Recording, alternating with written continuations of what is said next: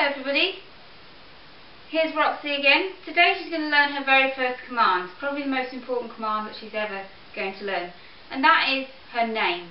If you can't get your dog's attention, then how on earth do you expect to be able to tell them to do anything like sit or come back to you?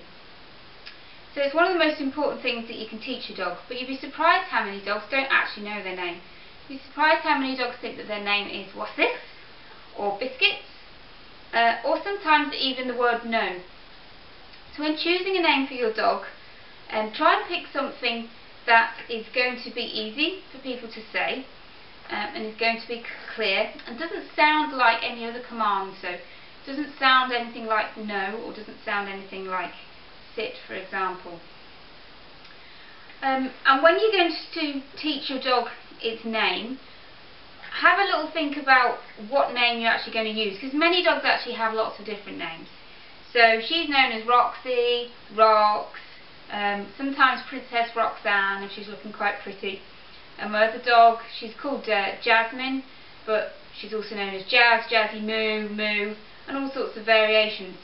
But we want one variation on the name that everybody agrees on, that all the family are going to use, that means "look at me right now." It means, "look at me, I've got something amazing for you," or "I'm about to tell you something really interesting." So I'm going to use Roxie for that. So that's going to be the command that I use to call her over to me in the future if I want to get her attention. So it's very, very simple. To get her attention and to teach her a name, I'm just going to say her name, Roxie, and give her a piece of hot dog sausage. I'm going to do it again, Roxie. Well done. Some more sausage here. Roxie. And just keep repeating this. Roxie. So she's hearing the name and she's associating it with something lovely. Roxie. And she gets a treat for that.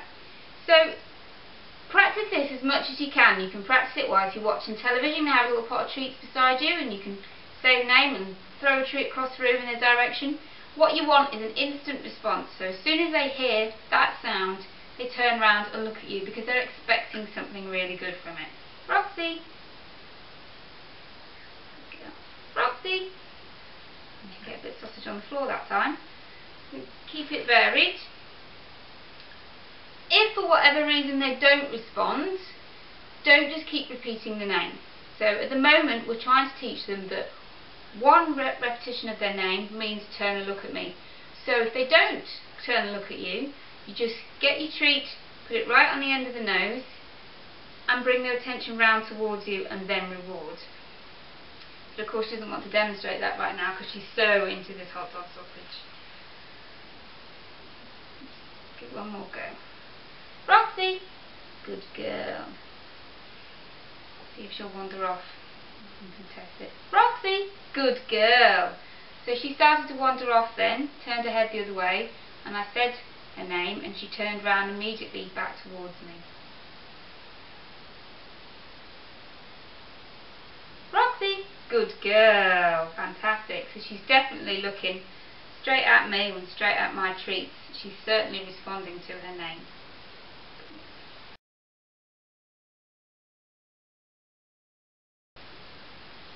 Another thing to remember when teaching your dog his name, or when using his name, is you must remember not to use the dog's name when actually you mean no. Now that sounds quite simple.